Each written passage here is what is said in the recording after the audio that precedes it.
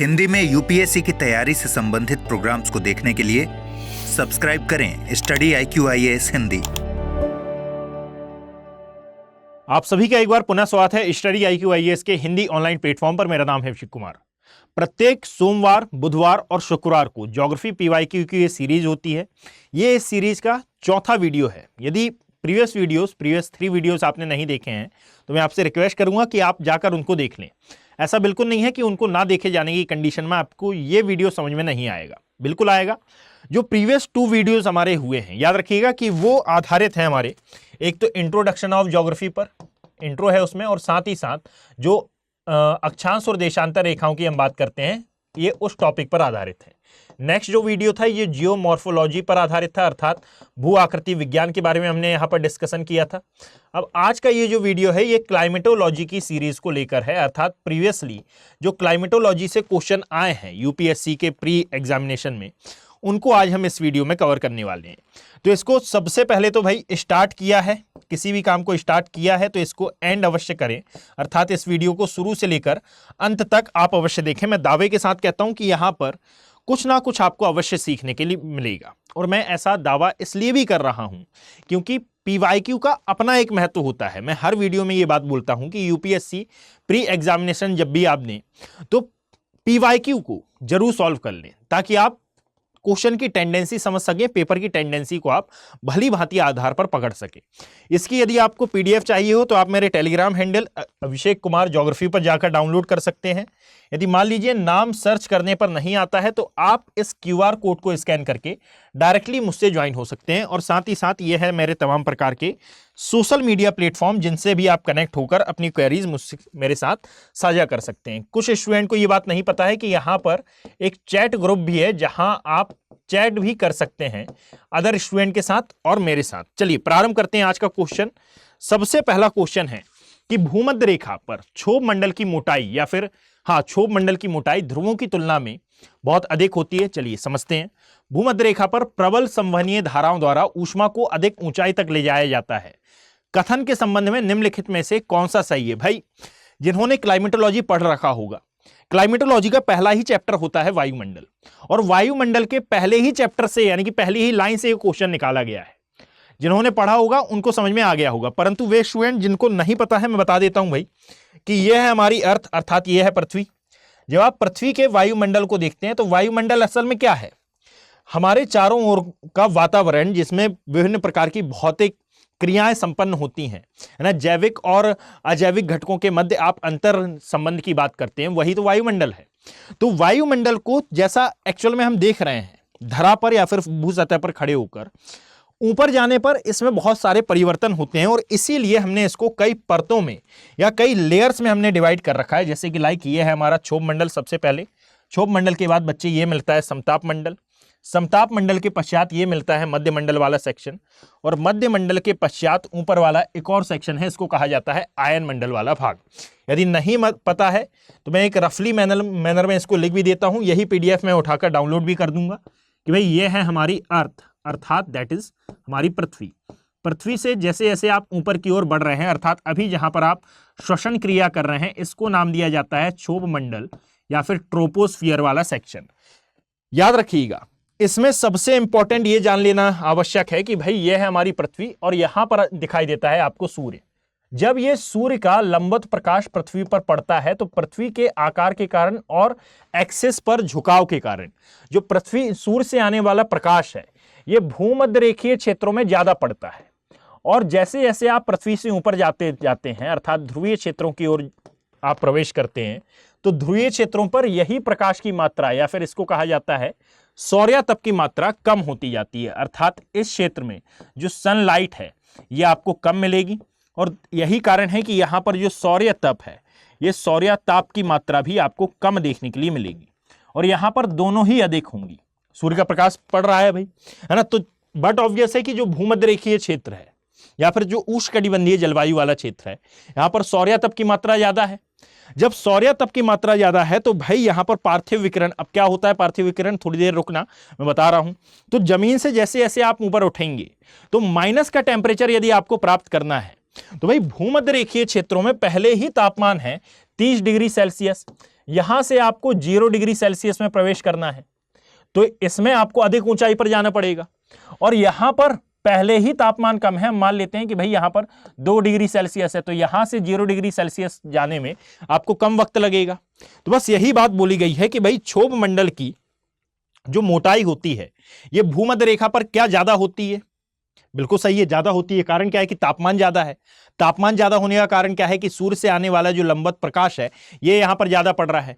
तो अधिक ऊंचाई पर जाने पर संघनन, विखंडन, यानी जो भी बादलों का निर्माण होगा ये अधिक ऊंचाई पर जाने पर होगा।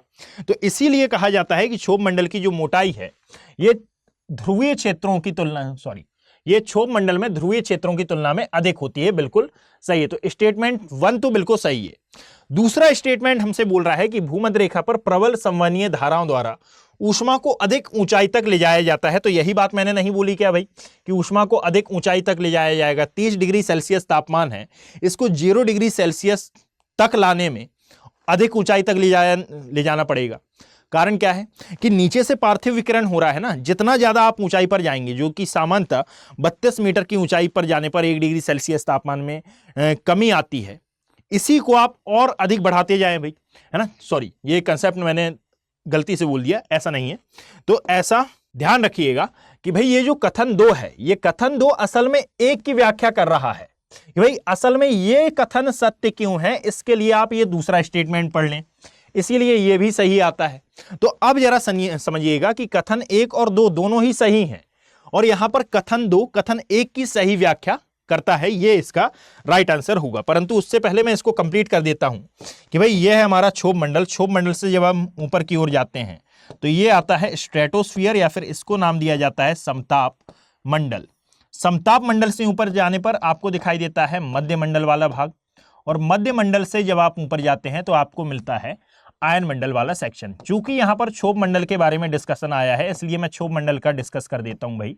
याद रखिएगा, सर्वाधिक मोटाई अर्थात इसकी मैक्सिमम मोटाई होती है भूमध्य रेखीय क्षेत्रों में, और इसकी न्यूनतम मोटाई अर्थात मिनिमम मोटाई यहां इसकी होती है ध्रुवीय क्षेत्रों में। ठीक है, यानी कि भूमध्य रेखीय क्षेत्रों से ध्रुवों की ओर जाने पर क्षोभ मंडल की मोटाई घटती है। और साथ ही साथ याद रखना है, ऐसा होता क्यों है? क्योंकि तापमान में भिन्नता होती है। तापमान में भिन्नता के कारण जो संवहनीय धाराएं हैं ये अधिक ऊंचाई तक उठ पाती हैं, और कई बार ये अधिक ऊंचाई तक नहीं उठ पाती। ठीक है, अब आप मुझे बताइएगा कि जब मैं ये पीपीटी अपलोड करता हूं तो कई बार, यानी कि अभी तक मैं ऐसा कर रहा हूं कि भाई डायरेक्ट पीपीटी अपलोड कर देता हूं। क्या इन सब चीजों की जरूरत है आपको? और यदि जरूरत है तो आप मुझे कमेंट सेक्शन में बताना, और यदि नहीं है तो डायरेक्टली मैं केवल क्वेश्चन की पीडीएफ अपलोड कर दूं। जो स्टूडेंट पढ़ चुके होंगे वो मार्किंग कर लेंगे। बता देना एक बार कि यदि इनकी भी जरूरत होगी जो मैं यहाँ पर समझाता हूँ, यदि उस पीपीटी की भी यानी कि उस पेज की भी आवश्यकता होगी तो वो भी मैं अपलोड कर दिया करूंगा। इस बार केवल क्वेश्चन आएंगे, परंतु यदि आप बोलेंगे तो अगले वीडियो से मैं उसको अपलोड कर दिया करूंगा। देखिएगा, निम्नलिखित कथनों पर विचार करें कि पार्थिव विकिरण की तुलना में आगामी सौर विकिरण से वायुमंडल अधिक गर्म हो जाता है। और दूसरा स्टेटमेंट हमसे कहता है कि वायुमंडल में कार्बन डाइऑक्साइड और अन्य ग्रीन हाउस गैसें दीर्घ तरंग विकिरण के अच्छे अवशोषक होते हैं। चलिए भाई एक बार इस कंसेप्ट को भी समझिएगा कि भाई सूर्य से आने वाला जो प्रकाश है ये असल में हमारे यहां तक, यानी कि जिस भी चीज का तापमान जितना ज्यादा रहेगा, याद रखना उससे आने वाली तरंगों का आकार उतना ही छोटा रहेगा। तो भाई ये सूर्य है, इसका तापमान मुझे व्याख्या करने की आवश्यकता नहीं है। कोर में जब आप जाते हैं इसके तो कई करोड़ यानी कि लगभग 1.5 करोड़ डिग्री सेल्सियस इसके कोर का तापमान होता है। ये तो सूर्य से आने वाला जो प्रकाश है असल में ये पृथ्वी पर पहुंचता है लघु तरंग विकिरण के रूप में। यहां पर है हमारी पृथ्वी, और जब ये पृथ्वी पर आपतित होता है तो यहां ये विभिन्न प्रकार की परतों से होकर गुजरता है, अर्थात यहां पर क्षोभ सीमा है, इसके ऊपर और भी कई परतें हैं, और इसी क्षोभ सीमा पर आपको मौजूद दिखाई देती है ओजोन परत, जिसके बारे में अभी मैं डिस्कस नहीं करूंगा, परंतु बस याद रखना कि यह है हमारी ओजोन सीमा। ठीक, कहां से शुरू होती है ये? तो जहां पर क्षोभ सीमा है जो कि भूमध्य रेखीय क्षेत्रों में 18 किलोमीटर की ऊंचाई पर है, इसी के लगभग पास से समीप होती है, और कई किलोमीटर की ये मोटाई धारण किए होती है। तो ओजोन परत क्या करती है कि सूर्य से आने वाले जो पराबैंगनी विकिरण है इनको रोकती है, और इसीलिए समताप मंडल में तापमान आपको अधिक देखने के लिए मिलेगा। हाल ही डिस्कशन इस पर आधारित नहीं है। तो जब ये सूर्य का प्रकाश इस पृथ्वी पर आपतित होता है। तो पृथ्वी पर जो विभिन्न प्रकार की स्थलाकृतियां हैं वो इस प्रकाश के द्वारा जो ऊष्मा लाई गई है उसको अवशोषित करती हैं। पहला स्टेटमेंट ये बोल रहा है, यानी कि स्टेटमेंट नंबर 1 हमसे ये बोल रहा है कि पार्थिव विकिरण की तुलना में, यानी कि ये जो अवशोषित हो रहा है ना, विभिन्न प्रकार के ये संरचनाओं से होकर गुजरेगा, पृथ्वी की सतह पर आपतित होगा, और जब ये पृथ्वी की सतह के पास आएगा तो फिर ये सतह इस ऊष्मा को अपने अंदर अवशोषित करेगी, जिसको ये रात के समय रिलीज करती है। तो असल में इसको कहा जाता है पार्थिव विकिरण, यानी कि सर सूर्य से आने वाला जो प्रकाश है, इस सूर्य के प्रकाश के कारण जो धरती गर्म हो रही है, इस धरती के गर्म होने के कारण जो हमको गर्मी महसूस हो रही है, अर्थात यहां पर हमको तापमान में बढ़ोतरी देखने के लिए मिल रही है, ये पार्थिव विकिरण के कारण होती है। कभी भी गर्मी सूर्य के प्रकाश के कारण नहीं लगती, और यदि सूर्य के प्रकाश के कारण हमको गर्मी लगती होती तो ऊपर जाने पर तापमान बढ़ता, परंतु ऊपर जाने पर क्या हो रहा है, घट रहा है ना। और घटने का अर्थ क्या है कि भाई हमको सूर्य के कारण गर्मी नहीं लग रही है, सूर्य से आने वाला प्रकाश बहुत कम रिस्पॉन्सिबल है हमको गर्मी के लिए, गर्मी का अनुभव कराने के लिए। असल में ये जो सूर्य के प्रकाश के कारण ये पार्थिव विकिरण हो रहा है, अर्थात पृथ्वी की सतह गर्म हो रही है, पृथ्वी की सतह गर्म होने के कारण उस सतह के संपर्क में हैं हम, और उससे जो ऊष्मा रिलीज हो रही है उसके कांटेक्ट में आ रही है हमारी बॉडी और हमको लग रही है गर्मी। बात समझ में आई? अब यहां पर समझिएगा भाई कि ये क्या है, स्टेटमेंट में बोला गया है कि पार्थिव विकिरण की तुलना में जो आगामी सौर विकिरण है उससे वायुमंडल अधिक गर्म होता है। तो मेरी लाइन रिपीट कर दो कि सूर्य के प्रकाश के कारण हमको गर्मी नहीं लग रही है, पार्थिव विकिरण के कारण ज्यादा लग रही है। यहां पर उल्टा बोला गया है, यानी कि ये जो स्टेटमेंट है ये हमारा रॉन्ग हो जाएगा। अगला चलते हैं, वायुमंडल में कार्बन डाइऑक्साइड और ग्रीन हाउस गैसें दीर्घ तरंग विकिरण के लिए अच्छे अवशोषक माने जाते हैं। एक बार समझ लीजिए कि ये वाला स्टेटमेंट मैंने पहले बता दिया भाई कि सूर्य से जो प्रकाश आ रहा है ये लघु तरंग विकिरण के फॉर्म में आ रहा है, इसको कहा जाता है शॉर्ट वेव रेडिएशन। देखना, एक बात समझना कि ये जो वीडियो है ना, ये PYQ सीरीज है। PYQ सीरीज की जो लेंथ रहती है उतनी ज्यादा नहीं रहती, यानी कि 30 से 35 मिनट में इसकी लेंथ रखने का प्रयास करता हूं, अदरवाइज स्टूडेंट यहां तक रुक ही नहीं पाते हैं। कई स्टूडेंट पढ़ चुके होते हैं तो उनको ये पसंद ही नहीं आ पाता कि अरे यार पूरा कॉन्सेप्ट बता रहे हैं, है ना। तो इसीलिए मेरे को दोनों को लेकर चलना है, तो मैं समझाने का प्रयास कर रहा हूं, पर मैं समझा शॉर्ट में रहा हूं ताकि वीडियो की लेंथ उतनी ज्यादा ना हो। फिर भी यदि आप बोलेंगे तो वीडियो की लेंथ में बढ़ा दूंगा, यदि आपको ये डायरेक्टली समझ में नहीं आता है तो ये भी बता देना मुझे। तो याद रखना कि सूर्य से जो प्रकाश आ रहा है ये शॉर्ट वेव रेडिएशन के फॉर्म में आ रहा है, अर्थात लघु तरंग के विकिरण के रूप में आ रहा है, जिसको पृथ्वी एब्जॉर्ब कर रही है। अब जब हमारे यहां रात होगी तो इसी को ये पृथ्वी निकालेगी भी, और निकालेगी किस फॉर्म में, तो इसको कहा जाएगा लॉन्ग वेव रेडिएशन या फिर दीर्घ तरंग के विकिरण के रूप में ये निकालेगी। ठीक है, और जब दीर्घ तरंग के विकिरण के रूप में निकालेगी तो भाई एक लाइन आती है यहां पर कि यदि पृथ्वी रात के समय उत्सर्जन क्रिया कर रही है तो रात के समय तो तापमान 0 के आसपास पहुंच जाना चाहिए। क्यों नहीं पहुंचता है? पहुंचता इसलिए नहीं है क्योंकि वायुमंडल में विभिन्न प्रकार की ग्रीन हाउस गैसें हैं जो कि पृथ्वी से निकलने वाली इस ऊष्मा को थोड़ी देर तक वायुमंडल में बनाए रखने का काम करती हैं, अर्थात ये अवशोषित कर लेती हैं और अवशोषित ऊर्जा को फिर थोड़ी देर के पश्चात ये अंतरिक्ष में भेजती हैं। और यदि ऐसा नहीं होता तो दिन के समय यानी कि शाम के समय तापमान जहां 50 डिग्री सेल्सियस के आसपास होता हमारा या फिर 40 डिग्री सेल्सियस के आसपास होता, वहीं पर सुबह होते होते यही तापमान 0 डिग्री सेल्सियस के आसपास पहुंच जाता। और शायद इसीलिए आपने देखा होगा कि 4 से 5 बजे के आसपास आपको ठंड लगती है सुबह। कारण क्या है कि ग्रीष्म काल में भी भाई हमको ठंड लग रही है सुबह के समय। कारण इसका क्या है? इसका कारण यही है पार्थिव विकिरण। और पार्थिव विकिरण के द्वारा जो उत्सर्जित ऊष्मा है ये ग्रीन हाउस गैसें इस ऊष्मा को थोड़ी देर तक वायुमंडल में रोक कर रखने का प्रयास कर रही हैं। आफ्टर दैट ये अंतरिक्ष में भेज रही हैं। ठीक है, चलो तो यहां पर स्टेटमेंट नंबर 2 हमारा बिल्कुल सही है, यानी कि इस लहजे से यदि हम देखें तो option number D is the right answer कि कथन 1 सही नहीं है और कथन 2 बिल्कुल सही है। अगले पर चलते हैं भाई। निम्नलिखित कथनों पर विचार करिए। तापमान की वार्षिक और दैनिक सीमा निम्न है। ठीक है, एक बार देख लेते हैं। तापमान की वार्षिक और दैनिक सीमा निम्न है। वर्ष भर वर्षण होता है और वर्षण में भिन्नता 50 से 250 सेंटीमीटर के मध्य होती है। बहुत सिंपल सा है ये, इस बार के यूपीएससी में पूछा गया था। हाँ देखिए 2024 का ये क्वेश्चन है, बिल्कुल लेटेस्ट क्वेश्चन है। इस बार के यूपीएससी के प्री का क्वेश्चन यदि आपने देखा हो, है ना, सीरीज भी कराई गई थी, तो उसमें ये क्वेश्चन बड़े ही इंटरेस्ट के साथ पूछा गया था। बड़े ही इंटरेस्ट के साथ इसलिए क्योंकि इस क्वेश्चन को देखने पर थोड़ा सा मैं भी कंफ्यूज हुआ था। समझिएगा कि असल में ये है हमारा south America continent, that is इसको नाम दिया जाता है साउथ अमेरिका कॉन्टिनेंट वाला सेक्शन। मैं छोटा सा ही मैप बना रहा हूँ, ज़्यादा बड़ा भारी मैप मैं यहाँ पर ड्रॉ नहीं कर रहा हूँ। साउथ अमेरिका के ऊपर बच्चे आपको देखने के लिए मिलेगा, ये है मैक्सिको की खाड़ी वाला एरिया, ये है हमारा हडसन की खाड़ी वाला सेक्शन। इसके आगे आते हैं तो ये है Canadian shield, that is Alaska वाला रीजन, कैलिफोर्निया, और फिर पश्चात ये है मैक्सिको की खाड़ी वाला एरिया। यहाँ पर आएंगे तो ये है अफ्रीका महाद्वीप वाला, एक रफली मैनर में मैं मैप बना रहा हूँ, है ना। ये है फारस की खाड़ी, दैट इज इंडिया, और फिर पश्चात यह है साउथ चाइना सी, कोरियन कंट्रीज, और ये है हमारा कामचटका का पेनिनसुला। यहाँ पर इटली, ग्रीस, यूरोप, डेनमार्क, और फिर ये है नॉर्वे, स्वीडन, फिनलैंड ना। एक मोर और लेस इस प्रकार से ये मैप बनेगा। तो ये जो जलवायु की बात की जा रही है, असल में मैं पहले आंसर बता देता हूं कि भाई ये है समुद्री पश्चिम तटीय जलवायु, ठीक है। यानी कि महाद्वीपों के जितने भी पश्चिमी भाग हैं, जैसे कि ये है लाइक अलास्का वाला सेक्शन, ये वेस्टर्न पार्ट है ना, आपको ये जलवायु यहाँ पर देखने के लिए मिलेगी। जो पश्चिमी अफ्रीका वाला एरिया है, कई बार इस क्षेत्र में आपको जलवायु देखने के लिए मिलेगी। हाँ, ऑस्ट्रेलिया के कंटेक्स्ट में इसका एरिया थोड़ा सा चेंज हो जाएगा कि यहाँ पर आता है न्यूजीलैंड।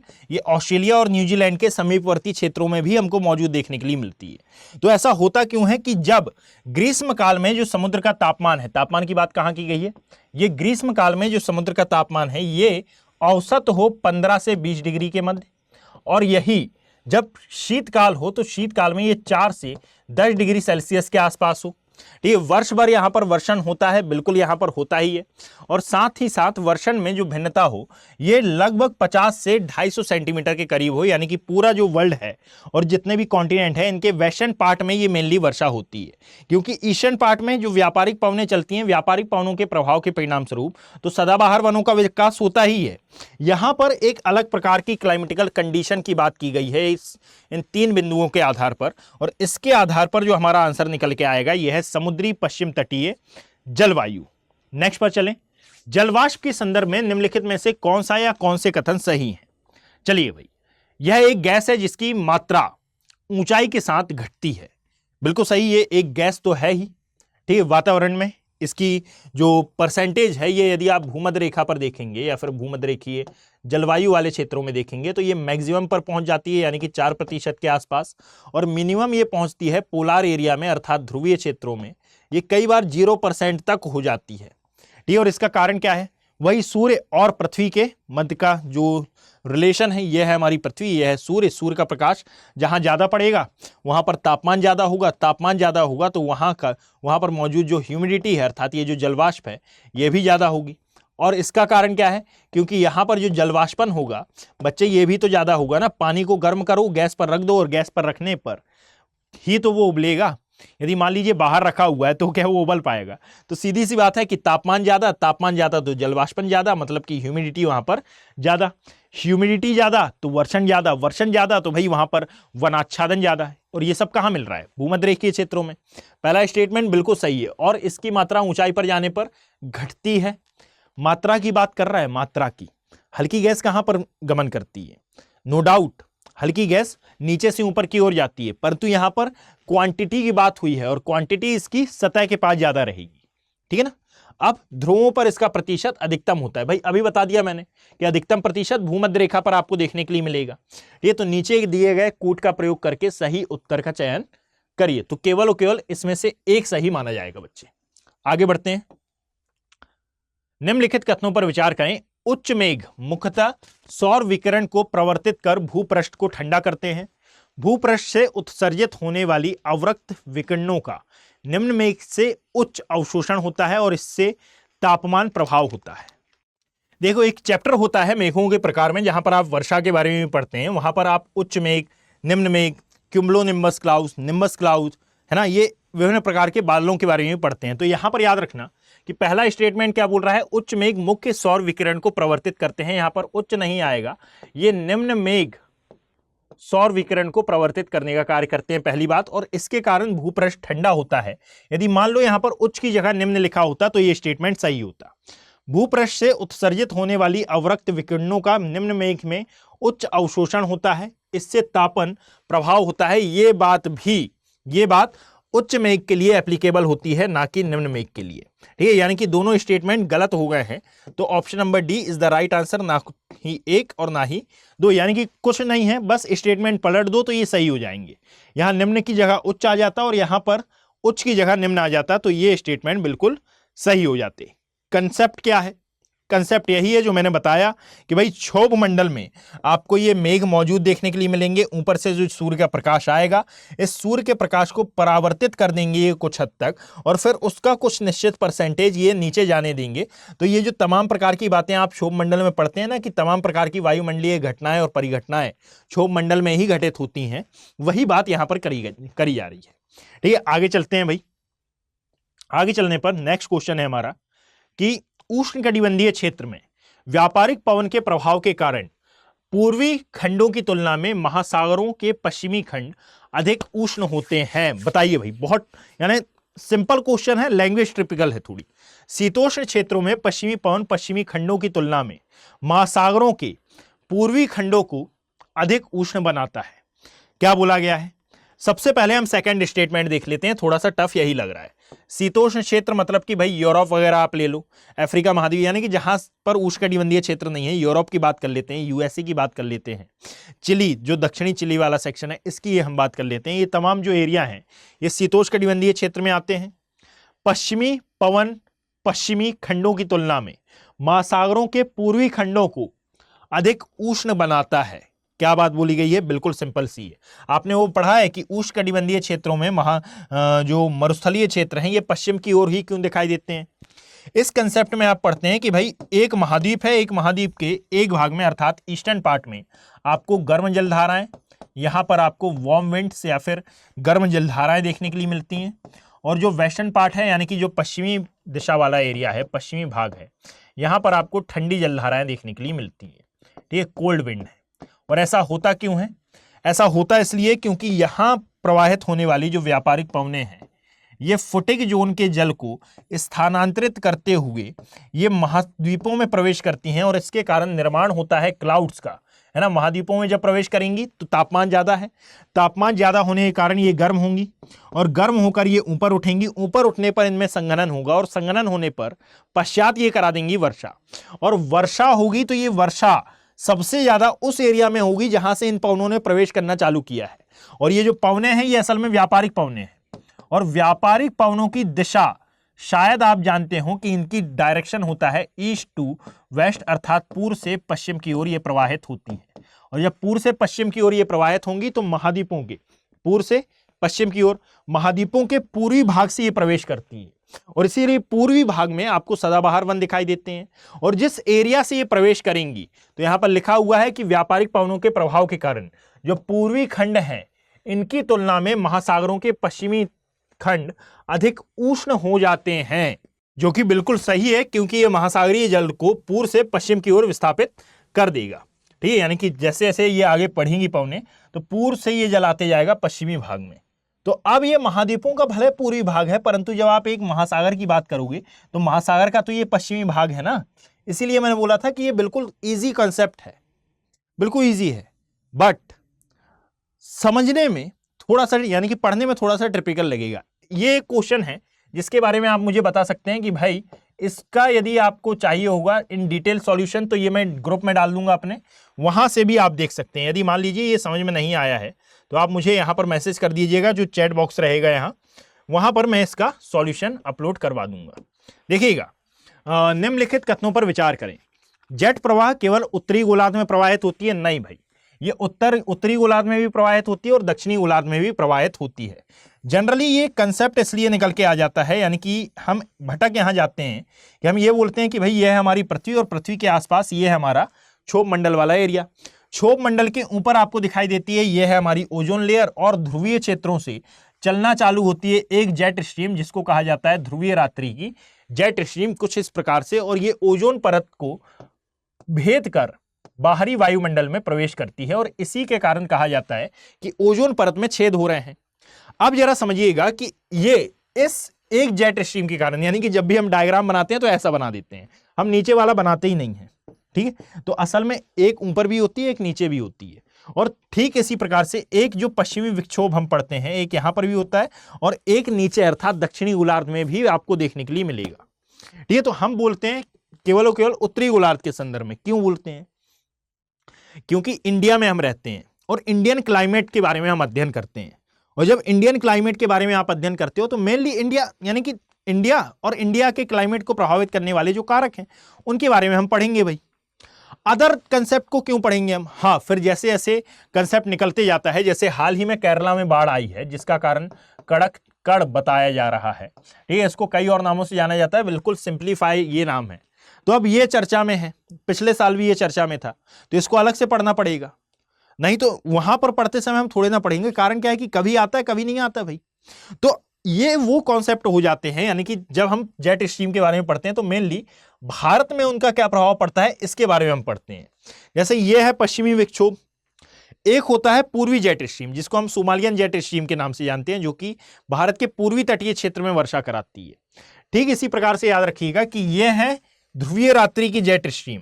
तो टोटल नंबर ऑफ आपको 4 जेट स्ट्रीम देखने के लिए मिलेंगी, परंतु यह भी याद रखना कि ये उत्तरी गोलार्ध में भी होती है और दक्षिणी गोलार्ध में भी हमको मौजूद दिखाई देती हैं। तो पहला स्टेटमेंट इसके बारे में सही है, केवल कुछ चक्रवात ही केंद्र में वाताक्षी उत्पन्न करते हैं। क्या ये सही है भाई? वाताक्षी का यहां पर तात्पर्य आप आई से ले लें भाई, है चक्रवात की आंख, है ना। जरूरी नहीं है कि हर चक्रवात की आंख हो ही। ठीक है, तो ये स्टेटमेंट बिल्कुल सही है, ये वाला रॉन्ग है ना। चक्रवात की वाताक्षी के अंदर का तापमान आसपास के, इसको मैं एक बार क्लियर कर देता हूं, आसपास के तापमान से लगभग 10 डिग्री सेल्सियस कम होता है।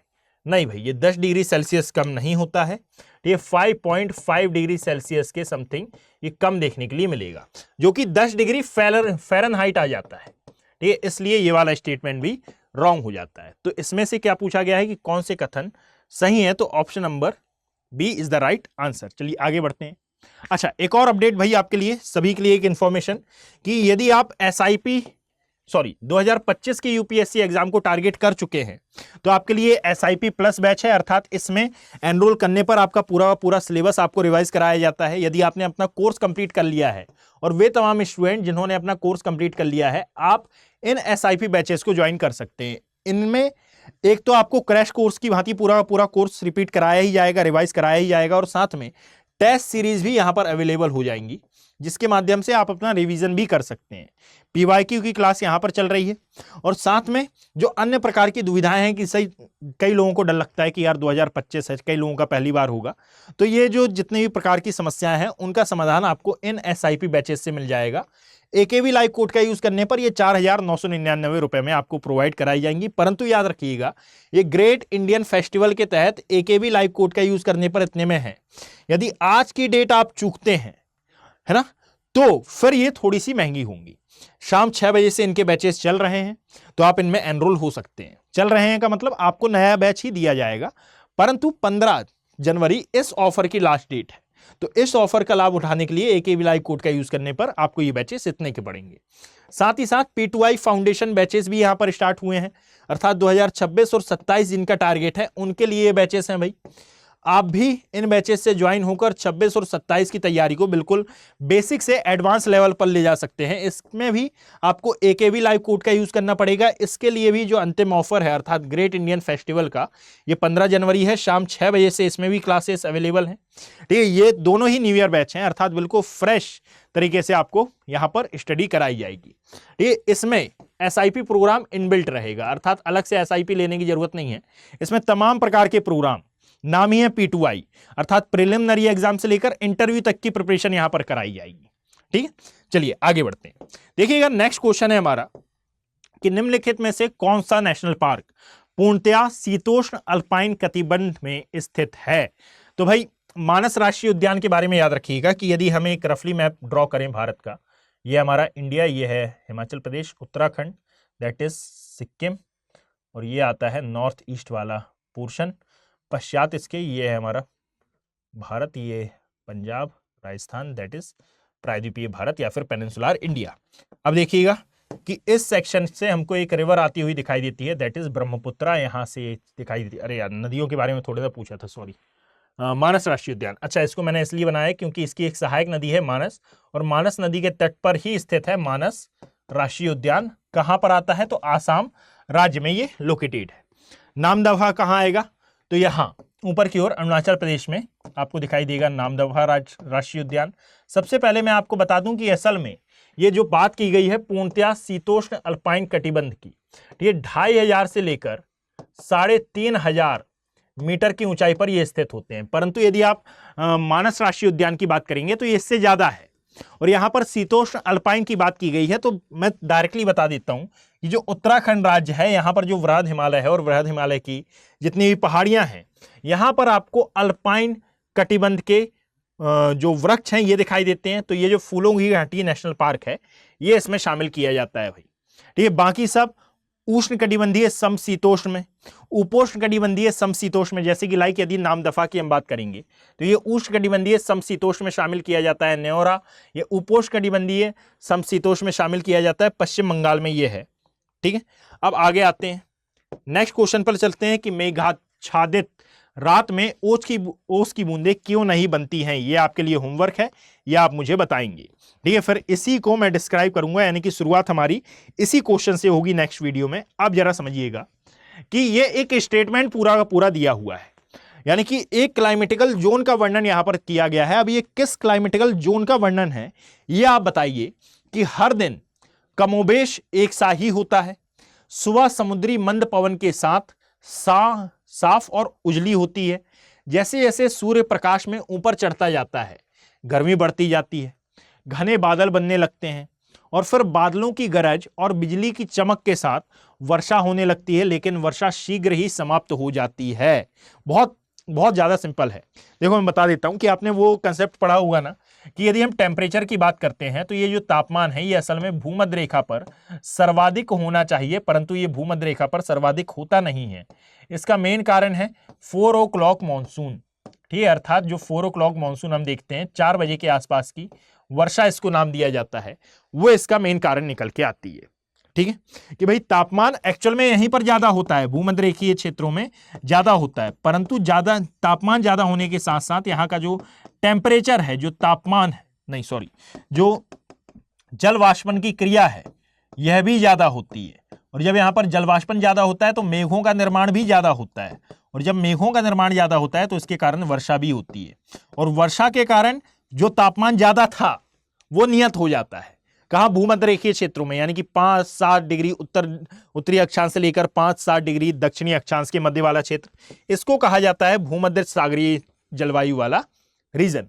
तो इसका भी आप आंसर याद रखें। आपको जो आंसर देना है, एक तो ये मैंने आपसे 2-3 प्रश्न किए हैं भाई कि यह है मेघाच्छादित रातों वाला। यदि इसका आंसर आपको पता हो तो कमेंट सेक्शन में बताना, और साथ ही साथ यदि आपको इन बैचेस से संबंधित और किसी भी क्वेरी की आवश्यकता हो तो आप मुझसे इस टेलीग्राम हैंडल पर कनेक्ट हो सकते हैं, और साथ ही साथ ये मेरी मेल आईडी है जिस पर भी आप कनेक्ट हो सकते हैं, ठीक है। abhishek.bohre@studiiq.com पर भी, ठीक है।